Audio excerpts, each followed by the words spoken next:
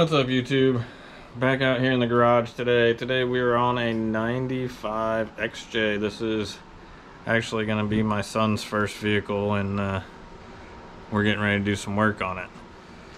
The problem we have today is we went to get this inspected. We got this about a month ago. Went to get it inspected and it failed. Failed for exhaust manifold leak, muffler leak, tires, PCV valve not hooked up, and a seatbelt. Never had a vehicle fail for a seatbelt, but part of it here. So what we're getting ready to do today is the exhaust manifold. We've got a Dorman exhaust manifold. It is part 674196. That comes with this gasket you see here. Got a couple bolts, couple nuts, some washers. Not exactly sure where those will end up.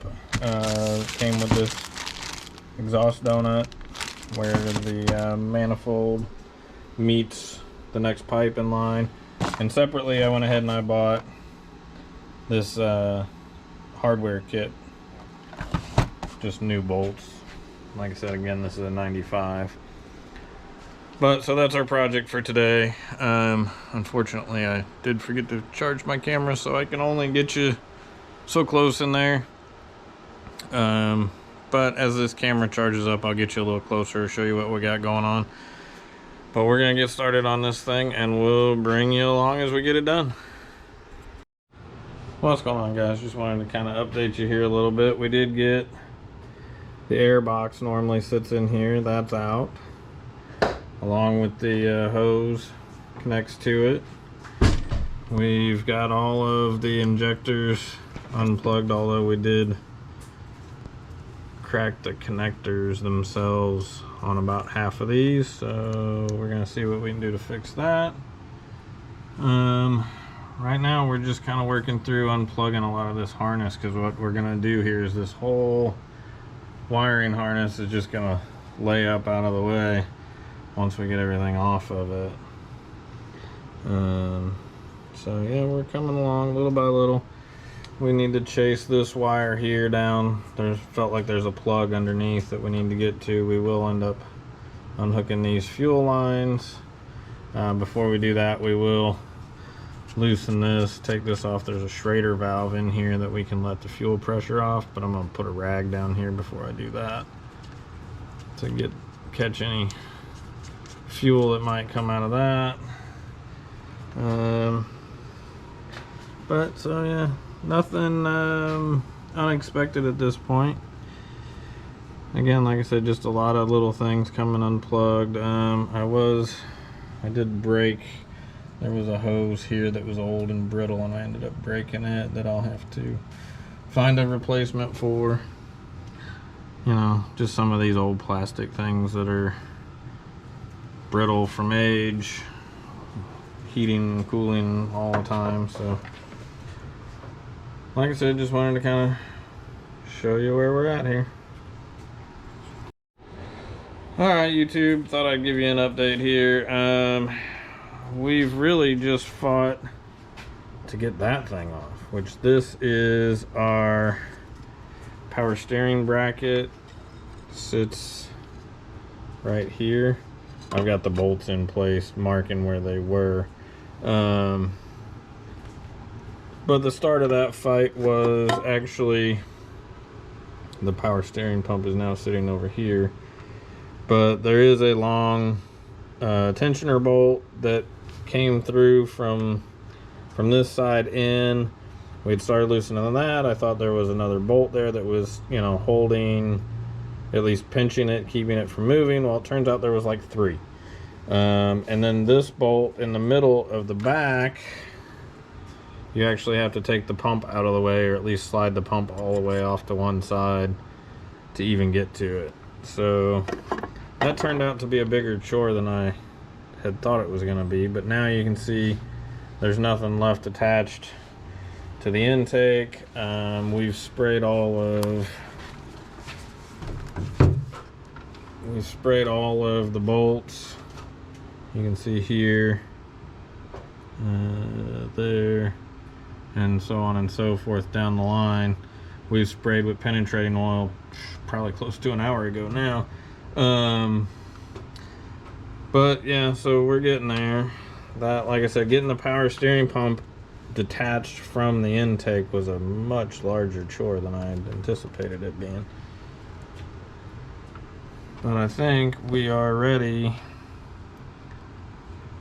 Oh, and getting these off, particularly this, that took us a good little while too. That probably took 45 minutes of fighting and wrestling with this one to finally get it free. This one popped off real easy, like you'd expect them to. But this one was not going to give up that easy. So I think we do have 2 bolts there and there that need to come loose to allow the fuel rail or fuel lines to stay in position, and then we've got to start trying to break all of these loose. If you look along there, you can see all of those bolts across there. That'll free the intake, and then we'll get the intake free, and then underneath of it should be the manifold, which is what we're actually after.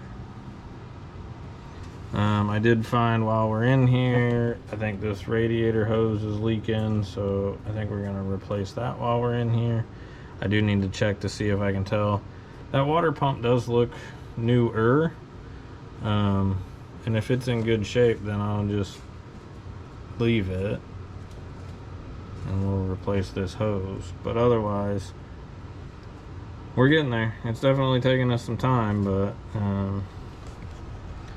we're getting it little by little. So we'll keep you updated.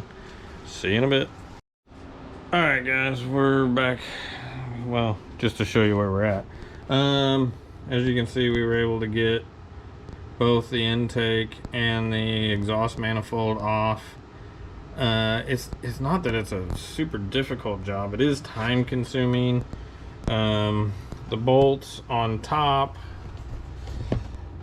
you go across every so often and you got a bolt, and then underneath you got a bolt. Now there was, at least in our case, one bolt that we could not get onto with a socket. It was likely this one right there.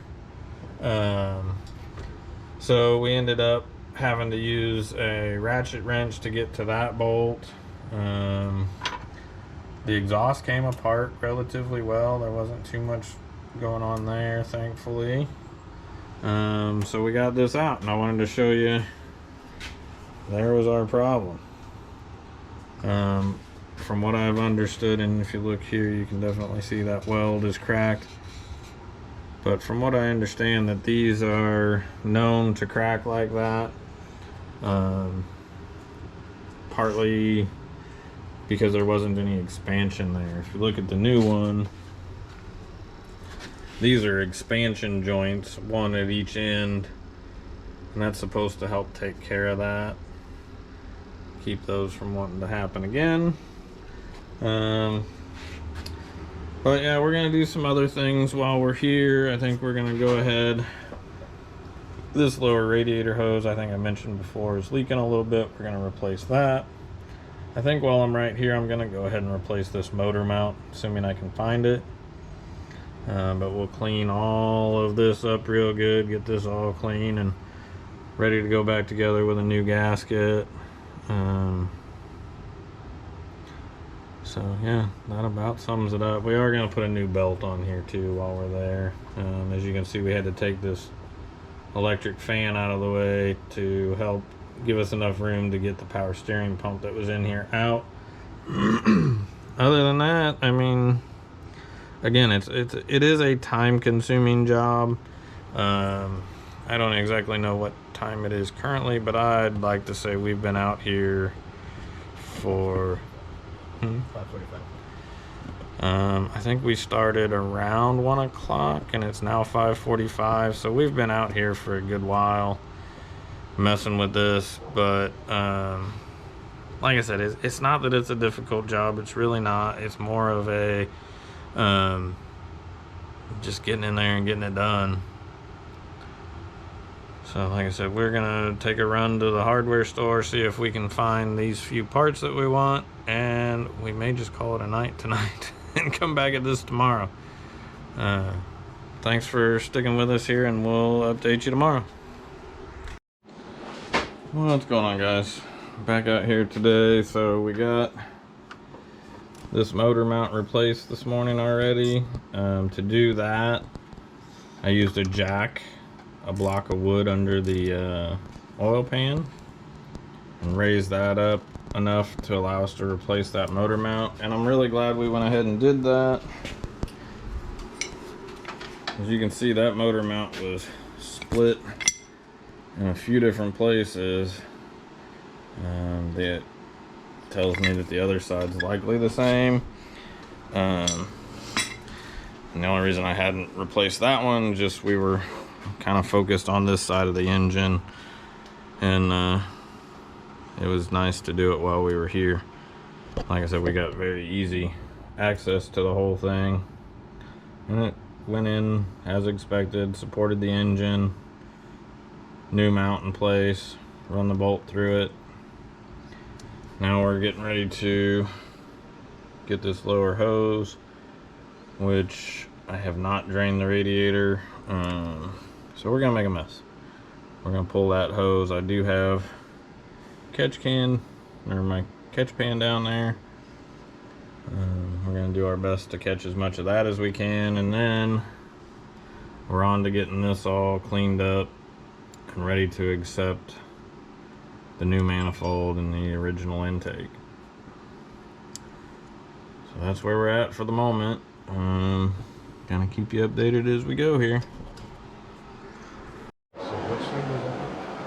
What's going on, guys? So we're getting this back together. The exhaust manifold, you can just see it hiding under there, bolted in. Obviously, I mentioned before, we cleaned that gasket surface and mating surface, and as you can see right there's a new stud. There's also a new stud at the rear in that same location. We just cleaned this surface real good. We cleaned the surface of the intake real good and mated it all up here. We tightened them all down.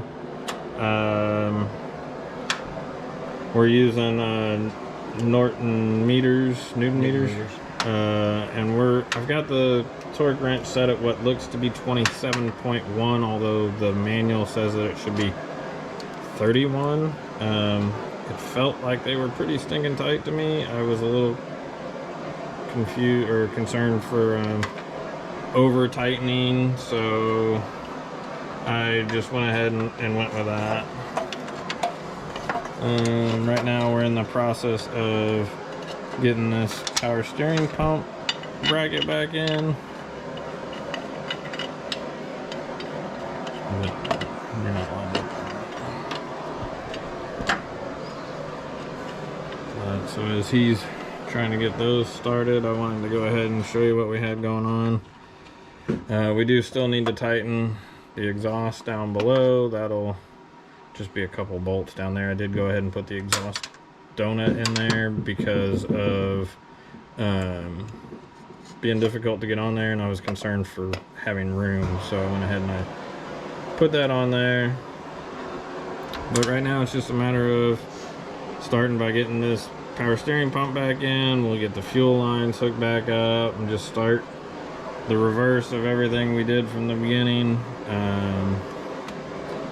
We do have at least a few little things that we'll probably have to address. I did break a line on one of these back here that I'll have to find a piece of hose for.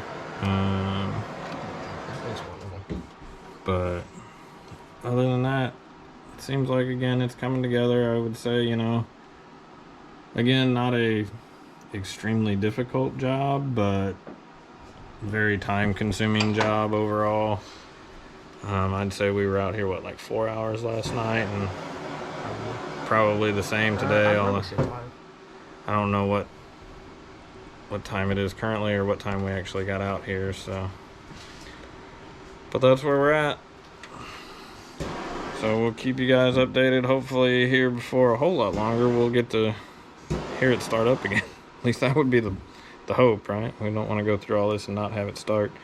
Like I said, we do know that there's another exhaust leak back at the muffler. I showed you that previous exhaust manifold and the crack in it.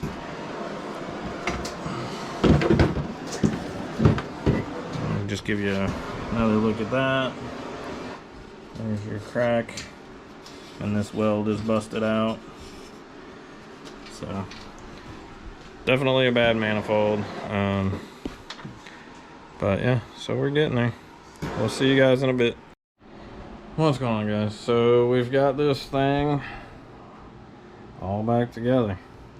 Going back together was relatively easy. Again, nothing major going on there. You might notice I glued this fan shroud around that electric fan was broken, so I fixed that.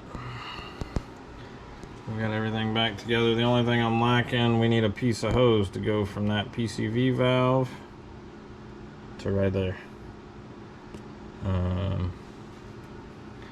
So far we've already done one test start. It started right up.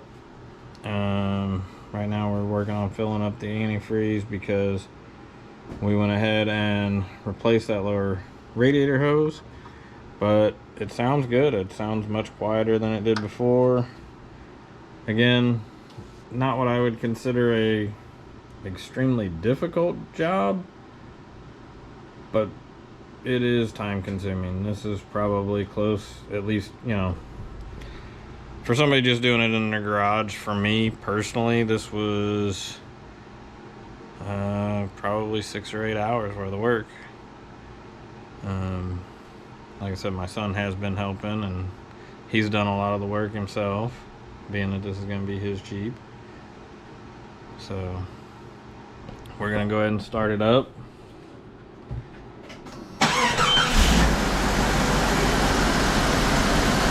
And like I said, it sounds a heck of a lot better than it did before. It's quiet. What we're going to do now is we're just going to sit here and let it idle and warm up. And I've already put a gallon of straight antifreeze in it. I have a gallon of water to mix with that. So we're going to sit here. I don't know if you can see that little bit of smoke. It's got all kinds of stuff to burn off now. Between penetrating oil, the new exhaust manifold, and coolant, everything else. It's got a lot going on right at the moment. So we're not surprised at all to see that. But like I said, we're gonna go ahead and keep an eye on it here and get it full of coolant, and then we'll take it for a drive.